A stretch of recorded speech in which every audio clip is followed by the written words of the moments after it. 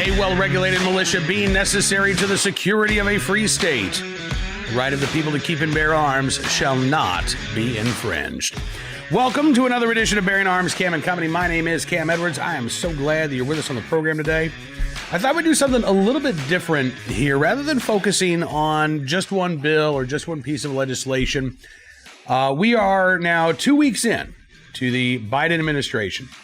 We have yet to see any of those executive actions that gun control activists have demanded from the new president. The establishment of a national director for gun violence prevention, bans on the importation of modern sporting rifles, efforts to direct the ATF to redefine firearms to include unfinished gun parts. None of those things have taken place yet, but virtually everybody I talked to within the Second Amendment community and the firearms industry believes that those actions are imminent. In the meantime, anti-gun Democrats have introduced a number of very bad bills in Congress. There are also a couple of good bills that have been introduced by Republicans, and I thought on today's program we could simply go through all of the bills that have been filed at the federal level to date dealing with firearms. Now, there are a number of these bills, so this is not going to be a 2-hour-long program. We're going to have to kind of go through these, but we've written about a number of these pieces of legislation at bearingarms.com. So if I don't address all of your questions or concerns, you want more information, just go to bearingarms.com, and then you can search up, through the bill number. And if you want to take a look at the bills yourself, you can go to congress.gov. There's a legislative search function. Just search for firearms, and you'll see the bills that have been introduced to date. So let's get started with the list of gun-related bills that have been filed in this session of Congress, the 2021-2022 session of Congress. We'll start with a good bill, or at least a bill filed by Republican Michael Burgess of Texas. This is H.R. 194. This would require the Inspector General from the DOJ to submit a report to Congress every year on the number of firearm transactions denials that have come from the NICS system that are then referred to the ATF for investigation. This report would also include a number of prosecutions resulting from those investigations, as well as the number of firearms recovered by the Bureau of Alcohol, Tobacco, Firearms, and Explosives. So that's H.R. 194. Then there's H.R. 167, which is a bill to close the non-existent gun show loophole. That's been filed by Democrat Al Green of Texas. This would prohibit the transfer of a firearm at a gun show by a person who is not a federally licensed firearms dealer. And the penalties, if you are just a private gun owner who is not required currently under federal law to conduct a background check on people who are buying a firearm from you, if that were to change and Representative Green's bill were to become law, if you were to transfer a firearm at a gun show without going through an FFL, you would face a $10,000 fine per firearm and the potential of a 2-year prison sentence per firearm that was transferred without going through a background check. Then we have H.R. 130, filed by Representative Sheila Jackson Lee from the state of Texas. A lot of bills, by the way, filed by Senator Lee, or Representative Lee, that we're going to be talking about. This is the Kimberly Vaughn Firearm Safe Storage Act. There are a couple of safe storage bills that have already been introduced in Congress. This is one of them. And this, again, would impose a federal one-size-fits-all policy for gun storage across the entirety of the United States. And given that this is coming from Representative Sheila Jackson Lee, as you can imagine, there's not a lot of common sense to this bill. Basically, it says it shall be unlawful for a person to store or keep any firearm or ammunition that is moved in, that's been otherwise affected interstate or foreign commerce on the premises of a residence under the control of the person if the person knows or reasonably should know that an individual who has not attained 18 years of age is likely to gain access to the firearm or ammunition without the permission of the parent or the guardian of the individual, or an individual who resides at the residence that is ineligible to possess a firearm under federal law. So the firearm and ammunition must be kept, quote, secured, unloaded, and separately in a safe that has been certified by the Attorney General, locked with a trigger lock certified by the Attorney General. And by the way, in a safe and with a trigger lock. So it's not trigger lock or gun safe. No. It's both. Secured and loaded separately in a safe and locked with a trigger lock certified by the Attorney General, or you can store your gun off premises at a storage facility or gun range that has also been certified by the Attorney General. Again, violations of this proposed law could result in fines of up to $100,000 or 20 years in prison. And I would note as well, by the way, that the Supreme Court has already ruled at least once on gun storage laws and found Washington, D.C.'s gun storage law, which is substantially similar to Sheila Jackson Lee's proposal, unconstitutional. So I think that I think many of these bills we're going to be talking about would have legal problems here. But again, this is the intent of Sheila Jackson Lee, to go after and criminalize the legal possession of firearms in the United States. And if you don't store those firearms in a way that Sheila Jackson Lee deems fit or suitable, then again, you could be looking at the possibility of 20 years in prison. On to another bill from Sheila Jackson Lee. This is H.R. 127, the Sabika Chic Firearm Licensing and Registration Act. Now, this bill actually has gotten some attention on the part of the Second Amendment community. This would require psychological testing in order for you to get a federally mandated license to own a firearm.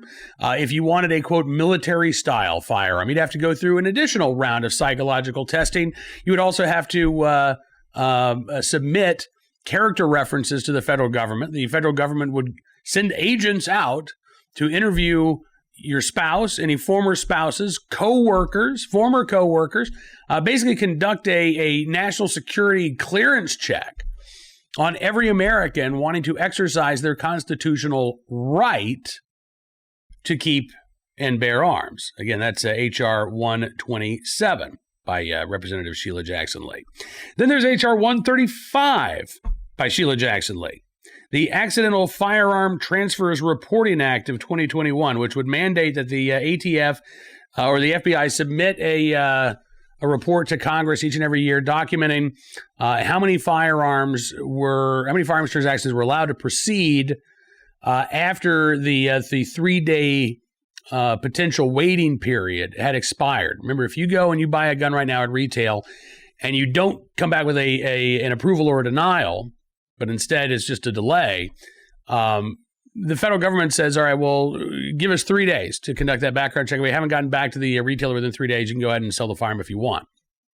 Sheila Jackson Lee wants to know how many times this happens. In 2020, there were about 6,000 cases where the FBI did not come back with a determination within 3 days, and then those firearms were sold. That's out of 21 million firearms that were sold in the United States in 2020. About 6,000 of them proceeded with the sale when the FBI did not come back after 3 days. So this is a solution in search of a problem, but again, it's from Sheila Jackson Lee, so what do you expect? Next bit of legislation, H.R. 225. This is a good, well, I say it's a good bill. We don't actually have the text for this measure yet, but it is authored by Morgan Griffith of Virginia, a Republican from Virginia, who is a staunch Second Amendment advocate. This would, quote, more comprehensively address the interstate transportation of firearms or ammunition. So I want to keep an eye on this one. And when the actual text of this bill drops, then we'll come back and we'll revisit that particular bill. The next piece of legislation, H.R. 748, another safe storage bill. This one filed by Rosa DeLauro of Connecticut. You also have a Senate version that's been filed by Senator Richard Blumenthal. Very, very similar, again, to Sheila Jackson Lee's gun storage bill, with the exception of it doesn't talk about ammunition. It basically just says if you don't keep your guns and ammo locked up, when there's a reasonable belief that someone under the age of 18 might be able to access those firearms, or somebody who's a prohibited person could access those firearms, then not only are you committed a crime, but if somebody actually were to get a hold of your gun and use that gun in the commission of a crime, then you could be facing years in federal prison as well. Then there is H.R. 545 from Representative Jared Huffman of California. This bill would ban the carrying of firearms by members of Congress inside the U.S. Capitol. I've talked about this before. To me, this is not a pure gun control measure because the average citizen can't carry in the Capitol. I understand that members of Congress, at least some of them anyway, want to be able to carry for their own protection. I'm not opposed to that. But I just don't see this as some sort of discussion about the right to carry because we're talking about congressional privilege here. Even the staffers of these members of Congress are not permitted under the current rules that govern the Capitol to carry a firearm. Even if they have a concealed carry license in Washington, D.C., it doesn't matter. They cannot carry. This is a privilege that has been afforded to members of Congress. And I can understand why those members of Congress would like to keep a hold of that privilege.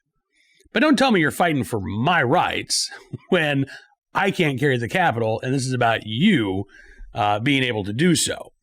Next piece of legislation, H.R. 355 from Gregory Stubbe from Florida.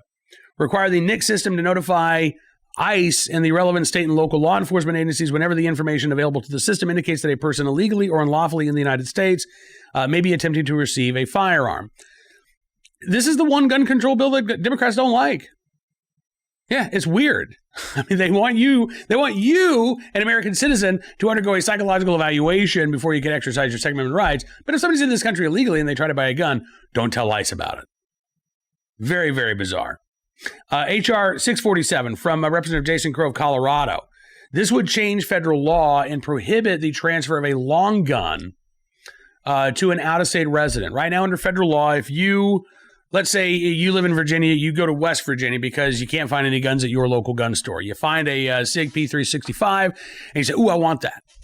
Well, you can't walk out with it. The West Virginia gun store can sell it to you, but they're going to have to transfer that gun to a federally licensed firearms dealer in your home state of Virginia. If, on the other hand, you walk into that West Virginia gun store as a Virginia resident, you say, ooh, AR-15, I want one of those. You can get that because long guns you are able to acquire out of state. I think the primary reason for this, I mean, this has been the law for a long time, but I think the primary reason for this is you've got hunters, you've got sportsmen who will go to other states to hunt, and they may have a problem with their firearm. They may need to buy a new gun. They may decide it's not worth the hassle of trying to travel with their firearm, particularly now that many airlines are saying they're not going to transport firearms. And so you get to your destination, then you pick up a shotgun, you pick up a rifle that you use for hunting. That would be barred under federal law if Representative Crow's proposal actually comes to pass. Then we have H.R. 95, the Hearing Protection Act, sponsored by Representative Jeff Duncan of South Carolina. This would take suppressors off of the list of National Firearms Act items. This is a good bill. It's been introduced several times in the past. It has not, unfortunately, made it didn't make it to President Trump's desk. And I doubt, unfortunately, that this bill is going to make it far in the current session of Congress. That would hold true for H.R. 38 as well, which is the Concealed Carry Reciprocity Act, authored by Representative Richard Hudson, another very good bill that I suspect is not going to go very far. You have H.R. 30, the Gun Trafficking Prohibition Act. This is by Representative Bobby Rush. I suspect this bill might have some legs.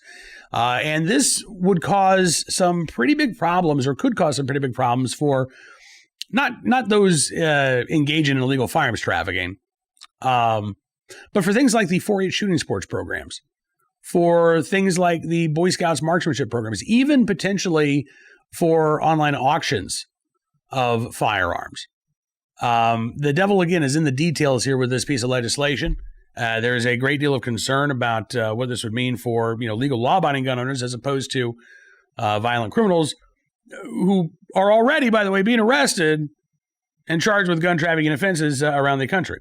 You have H.R. 125, the Gun Safety Not Sorry Act of 2021, another bill filed by Representative Sheila Jackson Lee. The Sorry Not Sorry Act. It's not. I got confused here. It's not the Sorry Not Sorry. It's just the Not Sorry Act of 2021. So what is she not sorry about?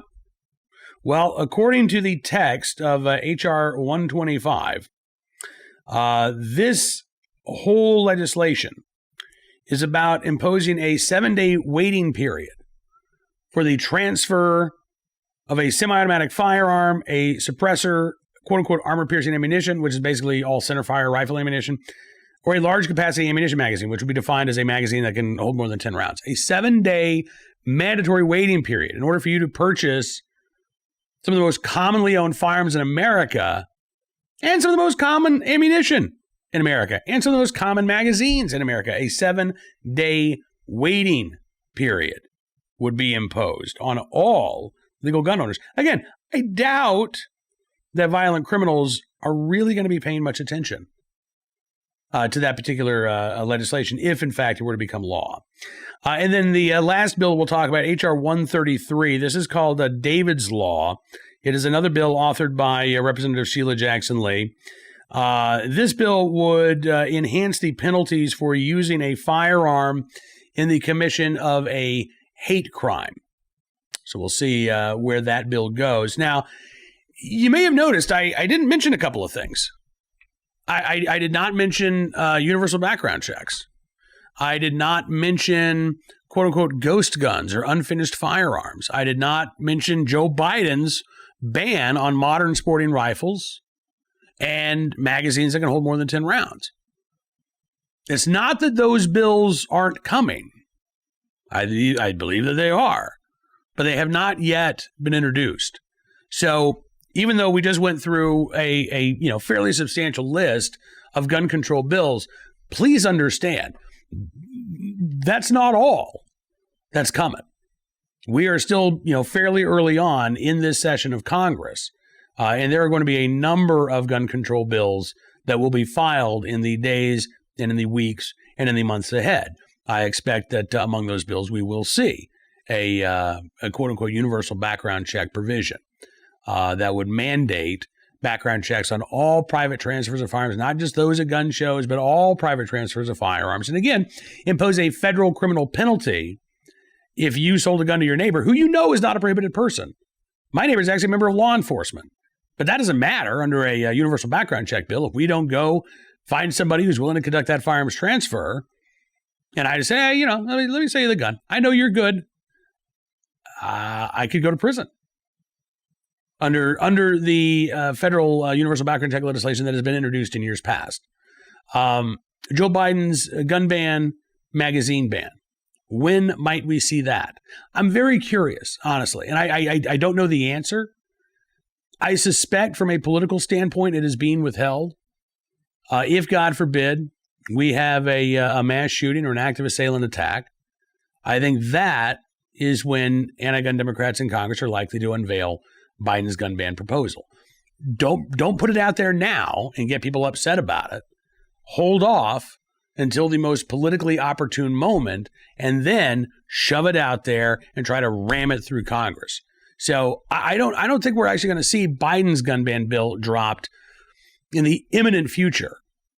But I do think that it is coming. I think that they are just waiting for what they believe would be the most politically opportune time. As for Joe Biden's anti-gun executive orders, when might we start to see some of those? To be honest with you, I kind of expected we would have seen more already. We have seen the Biden administration work to undo a Trump-era rule that would prevent big financial institutions from discriminating against the firearms industry. They've put that rule on hold, so it will not go into effect on April 1st as it was supposed to, and they will then work to try to rescind that rule or replace that rule. But we haven't seen the Biden administration meet the demands of gun control activists yet, and I think gun control activists are getting a little sketchy about it.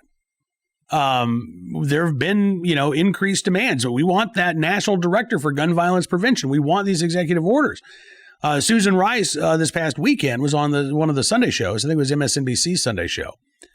And she talked about how the administration is looking forward to being great partners with these gun control organizations. So we know that these actions are coming, even if they have not yet dropped. And I wish that I knew why we hadn't seen more action. I'm sure the gun control activists would love to know too. I have my suspicions, but these are not based on any sort of evidence. So I want to make that clear. This is just me, opining here. But I do wonder if the strong number of gun sales that we've seen across the country is not giving at least some members of the administration a little bit of hesitation about moving so quickly to try to enact gun control. Because we know that not everybody buying firearms right now are Republicans. We know this. I mean, you can look at anti-gun locales like New Jersey, and the number of people who are applying for permission to exercise their Second Amendment rights have doubled in 2020 over what we saw in 2019. There are a lot of Americans across the political spectrum who are becoming much more interested and invested in their right to keep and bear arms. I'd like to think that that is what's maybe causing some hesitation on the part of the Biden administration. It may just be we're working on COVID. We got the impeachment that's coming up. Gun control is another big issue, but we're going to put that on the back burner for a few weeks. It may just be as simple as that. One thing we do know, however, there's not been any sort of change of heart on the part of the Biden administration when it comes to your right to keep and bear arms. Joe Biden himself still believes that right is limited. Kamala Harris still hasn't really recognized the Heller decision. When she was a DA in San Francisco, she signed on to an amicus brief urging the Supreme Court not to hear the Heller case, and then urging the Supreme Court to reject the argument that the Second Amendment protects an individual right to keep and bear arms. She's never backed away from that position, though she's said she's a gun owner herself. She's never actually said that she has a right to own a gun. Those attitudes, those anti-gun attitudes on the part of the administration and Democrats in Congress, they are unfortunately still in place. And I expect that we're going to get much more evidence of the continued opposition to your right to keep and bear arms as the current session of Congress continues. So there you go. There's a quick look at the bills that have been dropped to date. We will do this on a periodic basis and keep you updated because we do know that there is going to be more legislation filed. Never a bad idea to contact your member of Congress and to urge them to support the Second Amendment and to reject these gun control proposals. And again, if you want a full list of what these proposals are, you can find it at bearingarms.com. We'll have that list attached to the story with this video. But you can also go to congress.gov and you can search legislation by subjects. You can search firearms. You can search, gun safety, and you'll be able to see the bills that pop up there. So that is all the time we've got for you on this edition of Bearing Arms Cam & Company. I do want to thank you for being a part of the program as always.